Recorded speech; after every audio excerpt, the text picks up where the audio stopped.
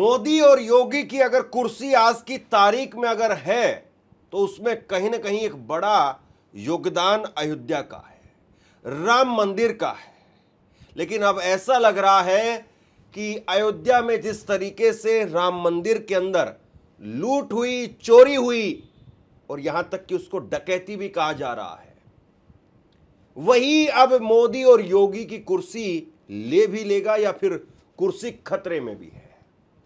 अयोध्या में वकीलों ने कह दिया है, हुंकार भरी है और कहा है कि हम 3 दिन का समय दे रहे हैं सरकार को। सरकार 3 दिन के अंदर या तो चंपत राय को, गोपाल राव को, अनिल मिश्रा को, जिनके नाम एफआईआर में नहीं आए, उनको गिरफ्तार करे, जेल भेजे, या फिर इनको अयोध्या से बाहर करे, बाहर निकाला करे इनको। हम इनको अयोध्या में बर्दाश्त नहीं करेंगे, वरना हम चक्का जाम कर देंगे। ये जो वकीलों की तरफ से कहा गया है, और न केवल ये कहा है बल्कि इसके साथ साथ ये भी कहा है कि जो 8 लोगों को गिरफ्तार किया गया है, उन 8 लोगों का केस जो भी लड़ेगा उसके ऊपर 5 लाख रुपए का जुर्माना लगा देंगे। 5 लाख रुपए उस शख्स पर जुर्माना लगा दिया जाएगा। यानी एक तरीके से वकीलों ने बहिष्कार कर दिया है।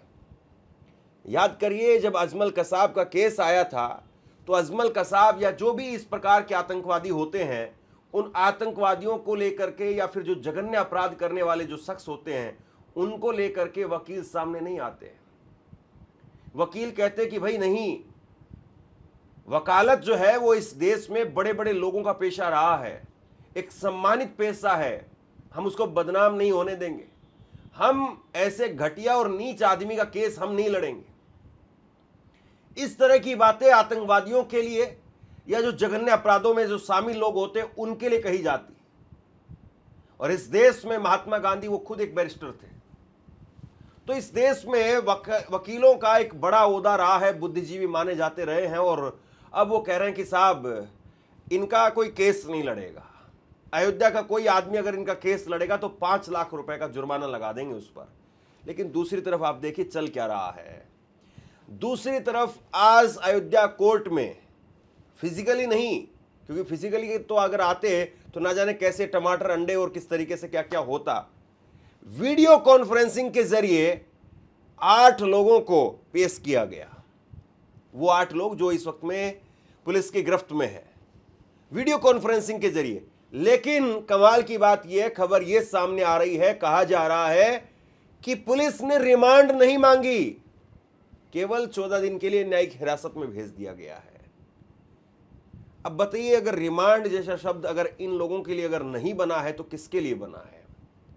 बुलडोजर की कोई बात नहीं कर रहा है। यहां तो अगर कोई किसी की माचिस चुरा ले तो पता चलता है कि साहब फला जगह पर एक बच्चे को जो है मोब लिंचिंग करके मार दिया गया। बच्चा चोरी के मामले में कई जगह पर पहले अफवाहें उड़ी और उसके बाद में मार दिया गया। लेकिन बुलडोजर का कोई शब्द सुनाई नहीं दे रहा है। मैं इस खबर के अंदर आपको बताने वाला हूं कैसे चंपत राय के ऊपर बेहद संगीन आरोप लगे हैं। चंपत राय कैसे मंदिरों की जमीनों को हड़प रहे थे। चंपत राय, उन पर आरोप लग रहे हैं कि वो सोने का पलंग, हनुमान जी की मूर्ति लेकर के चले गए।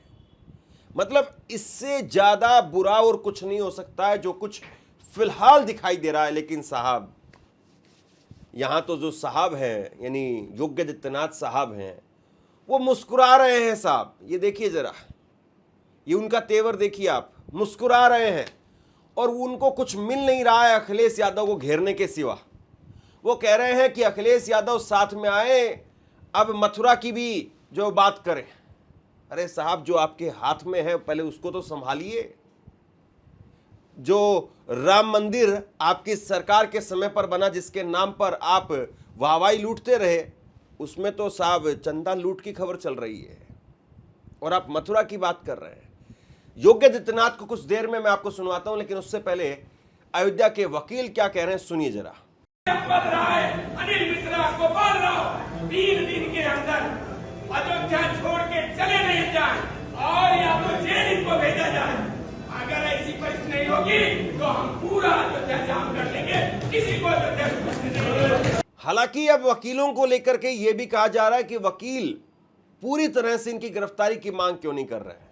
लेकिन अयोध्या का थोड़ा इतिहास अगर आप देखें तो कुछ ऐसा ही रहा है। याद करिए, जब रामचंद्र जी को लेकर के उस वक्त में जब माहौल जब सीता जी को लेकर के था, तो कहा जाता है कि उस वक्त में एक धोबी ने सीता जी के चरित्र को लेकर के सवाल खड़े कर दिए थे और उसके बाद में अग्नि परीक्षा देनी पड़ी और तमाम बातें आप सब जानते हैं। तो भाई ये जो चंपत राय है, ये जो अनिल मिश्रा है, ये जो गोपाल राय हैं, ये कौन से दूध के धुले हुए हैं? इनको कौन सी वॉशिंग मशीन से निकाला गया है कि इनके ऊपर इतने बड़े बड़े दाग लग रहे हैं, धब्बे लग रहे हैं और इनको जो छूने का काम ही नहीं हो रहा है। इनका नाम एफआईआर के अंदर नहीं है। इनके इस्तीफे को लेकर के बवाल मचा कि साहब इस्तीफा तो हुआ ही नहीं है, इस्तीफा दिया ही नहीं है, इस्तीफे की खबरें फेक चलाई जा रही है, खबरें झूठी चलाई जा रही है। इतनी इनकी हिम्मत है साहब, देखिए आप। मतलब ये लोग खुलेआम जो है वो कह रहे हैं कि नहीं नहीं इस्तीफा नहीं हुआ है, इस्तीफा तो झूठी खबरें चलाई जा रही है। पवन पांडे उन्होंने एक वीडियो जारी किया और उन्होंने विस्तार से जो है कई सारे सवाल रखे हैं। उन्होंने कहा कि साहब ये बताइए कि ये इस्तीफा हुआ है, लिया गया है, दिया गया है, और वो इस्तीफा है कहां पर? वो इस्तीफे के अंदर इन्होंने क्या लिख करके इस्तीफा दिया है? क्या ये कह रहे हैं? वो इस्तीफा सामने नहीं आया कि उन्होंने अपनी जिम्मेदारी लेते हुए इस्तीफा दिया है, नैतिकता के आधार पर इस्तीफा दिया है। क्या कहा है उन्होंने इस्तीफा देते वक्त? मतलब कम से कम आप चंदा चोरी वाली वीडियो नहीं दिखा पाएंगे तो इस्तीफे की कॉपी तो आप दिखा सकते हैं। इस्तीफे की कॉपी भी आप नहीं दिखा रहे हैं। और उसके बाद में मैं आपको कुछ दिखाता हूं। ये आप देखिए, भारत समाचार वहां पर अच्छा काम कर रहा है। भारत समाचार ने एक जो है वो पीड़ित से बात की है और जिनका नाम है हरिशंकर सफरीवाला। हरिशंकर सफरीवाला, ये तस्वीर आप देखिए। वो कह रहे हैं, आरोप लगा रहे हैं कैमरे के ऊपर कि सोने का पलंग और हनुमान जी की मूर्ति लेकर के चले गए। देखिए साहब, आपको नहीं पता, मुझे नहीं पता, लेकिन जो लोग चंपत राय के साथ के लोग हैं या जो लोग मंदिर आंदोलन से जुड़े हुए लोग हैं, वो जानते हैं कि कहां कहां पर क्या क्या मिला था, कब कब क्या क्या चढ़ावा आया था। क्योंकि जब किसी ने सोने का पलंग दिया होगा या कहीं से सोने का पलंग आया होगा तो जाहिर सी बात है उसकी चर्चा उस वक्त में रही होगी। सबने सुना होगा कि भाई फलां जैसे फलां सोने का पलंग आया है, अब उसको लेकर के चर्चा हो रही है और कहा जा रहा कि चंपत राय चपत कर गए। मतलब इतने आरोप लगने के बाद में भी इस शख्स का नाम, चंपत राय का नाम एफआईआर में नहीं है। अब कोई हो सकता है कि मेरे ऊपर एक एफआईआर करवा दे कि इस शख्स को क्यों कह रहे हैं, चंपत राय का नाम सम्मान के साथ में क्यों नहीं लिया जा रहा, अदब के साथ में नाम क्यों नहीं लिया जा रहा, इस शख्स क्यों कहा जा रहा है। माननीय, मैं माफी मांग लेता हूं भाई, क्योंकि मैं जानता हूं ना कि सिस्टम किस तरीके से काम करता है। लेकिन आप एक्सपोज हो चुके पूरी तरीके से। कितने लोगों का मुंह बंद कराएंगे आप? बताइए, आप कितने लोगों को डराएंगे आप? और आपके डराने से, आपके धमकाने से, आपके डेफिमेशन से, आपके एफआईआर से, ये सारी एफआईआर और ये सब कुछ जो वो केवल और केवल लोगों को डराने धमकाने के लिए है। और जो बड़े बड़े मगरमच्छ है जो गटक गए, चलिए हम मानते हैं कि चंपत राय ने चोरी नहीं की होगी, लेकिन चंपत राय के रहते हुए तो चोरी हुई है। और चंपत राय सबसे मेन चेहरा है, उनके रहते हुए चोरी हुई। उनका कोई किसी प्रकार से एफआईआर के अंदर नाम तक नहीं है साहब। मतलब वो कौन से सर्फेक्सल से धुले हुए हैं, सोचिए जरा आप। ये भारत समाचार ने कुछ खुलासे किए हैं अपनी रिपोर्टिंग में, सुनिए जरा। अयोध्या में राम ट्रस्ट जमीन विवाद का मामला, रवि मोहन चिंटू तिवारी का बड़ा महल सामने आया है, वो भी आपको आगे दिखाऊंगा। आलीशान महल का वीडियो भी सामने आया है। रवि ने ऊंचे दाम में ट्रस्ट को जमीन बेची थी। 2 करोड़ की जमीन 18 करोड़ रुपए में बेची गई।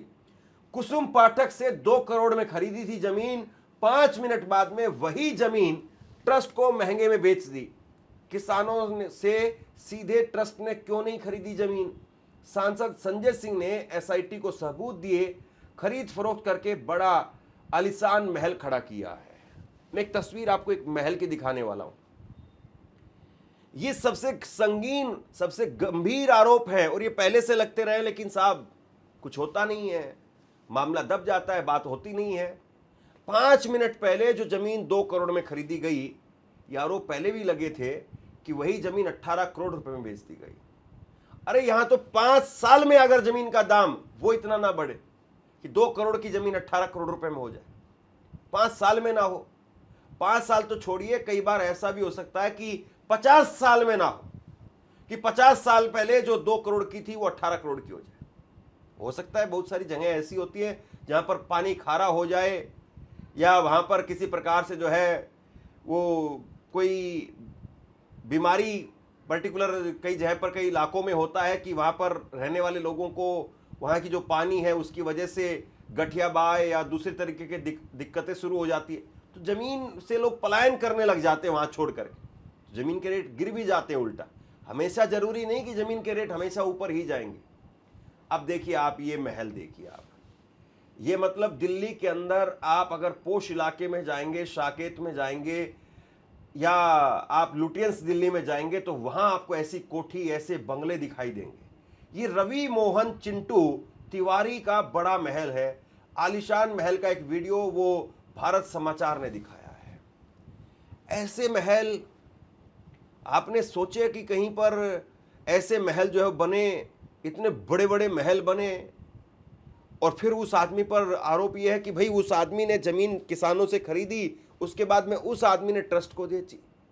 और अगर सोचिए 2 करोड़ की जमीन, अगर मानते हैं इस आरोप को सच है, हालांकि मैं पुष्टि नहीं कर सकता हूं, लेकिन अगर 2 करोड़ की जमीन 18 करोड़ में इसने बेची, यानी 16 करोड़ रुपए का अगर इसको फायदा हुआ, तो मुमकिन है कि 5, 7, 10 करोड़ रुपए इसने रखे हों और 5, 6 करोड़ रुपए जिन्होंने ये सौदा करवाया होगा उन्होंने ले लिया। अब इसको क्या जा रहा है, मतलब कमीशन भी अगर कहीं पर मिलता तो 2 करोड़ की जमीन का तब भी इतना कमीशन नहीं मिलता। उसको तो घर बैठे 10 करोड़ रुपए मिल गए, 8 करोड़ रुपए मिल गए, 5 करोड़ रुपए मिल गए, तो साहब 5 करोड़ में 10 करोड़ में इतना महल तो तैयार हो ही सकता है। अब जरा सुनिए आप, इसको लेकर के जो बड़ी खबर सामने आ रही है वो ये है कि अब वकील जो है वो मोर्चा खोल करके सीधे मैदान में उतर गए हैं, और उसके साथ साथ राजनीतिक पार्टियां, चंद्रशेखर आजाद, उन्होंने कहा कि भाई ये सीबीआई, ईडी, आईटी ये सब अब कहां है। सीबीआई, ईडी और आईटी ये आखिरकार इस मामले के अंदर क्यों नहीं शामिल हो रहे हैं?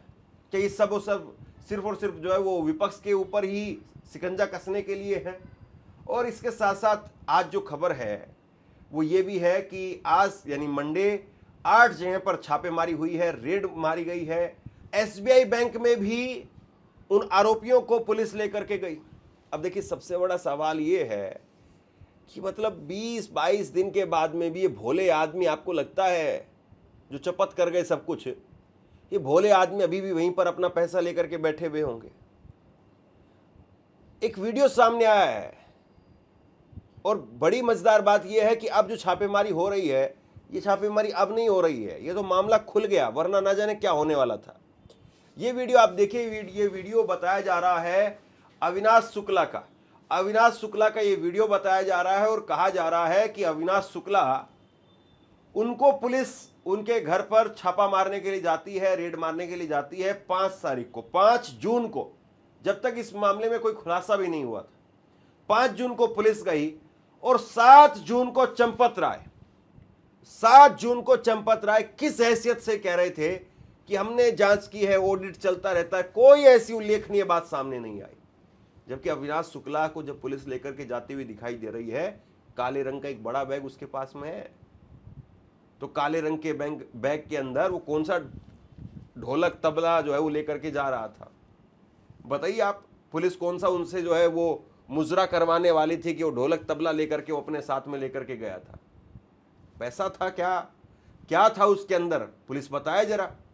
मामला दरअसल यही है कि राम मंदिर की खबरों के अंदर कोई सरकारी तरफ से जो स्पष्टीकरण आना चाहिए वो तो आता नहीं है। इधर उधर योगी आदित्यनाथ बोलते रहते हैं कि मथुरा देख लेते हैं, ये देख लेते हैं। अरे साहब, जो हाथ में है उस पर क्या है आपके पास में, उस पर बात कीजिए। सुनिए आप अखिलेश यादव को लेकर के क्या कह रहे हैं योगी आदित्यनाथ। अखिलेश जी, अयोध्या को तो राम भक्तों ने सजा और संवार दिया है, आप उसकी चिंता मत करिए, पश्चाताप करिए। एक बार रामलला का दर्शन कर लीजिए, कम से कम इसी से और सद्बुद्धि आएगी। और अब तैयारी करिए कि हम कृष्ण कन्हैया के लिए भी कुछ कर सकें। अब मथुरा की बात करिए। अगर सचमुच अपने को धार्मिक कहलाने का प्रयास कर रहे हो तो मथुरा वृंदावन पे खुल करके बोल दीजिए, श्री कृष्ण जन्मभूमि पर खुल करके बोल दीजिए।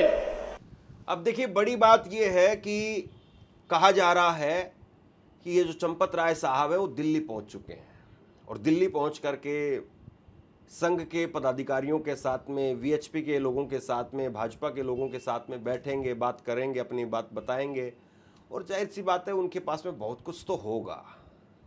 मतलब अब कोई कैमरे में तस्वीर नहीं दिखाई देती है, राहुल गांधी कहीं जाते हैं, कहीं से आते हैं तो मीडिया उनको घेरती है, चंपत राय दिल्ली आ जाते हैं, किसी को कानो कान खबर तक नहीं होती है, कोई तस्वीर, कोई विजुअल, कोई वीडियो उस सामने नहीं आता है। और ये साहब चंपत राय घूम रहे हैं, इधर उधर जा रहे हैं। हालांकि एसआईटी ने तब कहा था कि कोई मंदिर से जुड़ा हुआ अधिकारी, पदाधिकारी वो अयोध्या छोड़ करके नहीं जाएगा, तो ये दिल्ली कैसे पहुंच गए हैं? इस मामले के अंदर जितना बचाने की कोशिश हो रही है उससे ज्यादा लोग जो है वो इस मामले में अब कूदते जा रहे हैं और लोग कह रहे हैं कि साहब ये तो ठीक नहीं है, ये तो राम के नाम पर सीधे तौर पर लूट है। और ये राम नाम की लूट नहीं है, राम के नाम पर मिले धन की लूट है, हीरे जवाहरात की लूट है, ना जाने क्या क्या लूट है। और इसीलिए मैं कहता हूं कि हर बार कि पुलिस कम से कम सामने आकर के बता दे कि भाई कितना पैसा बरामद हुआ है, क्या क्या बरामद हुआ है। एक विस्तार से प्रेस कॉन्फ्रेंस इसको लेकर के कर दी जाए, क्या क्या किस किस व्यक्ति की क्या क्या भूमिका थी, चंपत राय कितने पाक साफ आदमी है, सब कुछ पुलिस एक बार कम से कम बता दे। हालांकि पुलिस का कहा हुआ जो भी है वो ऐसा नहीं कि आखिरी है, रामबाण है, लेकिन कम से कम बताए तो सही वो अपनी तरफ से। और जितना वो चुप रहेंगे सवाल उतने ज्यादा उठेंगे। शेयर कीजिए इस खबर को और आप क्या सोचते हैं नीचे कमेंट सेक्शन में लिख करके जरूर बताइए। इस वीडियो को लाइक कीजिए और चैनल को सब्सक्राइब जरूर कीजिए। शुक्रिया, थैंक यू।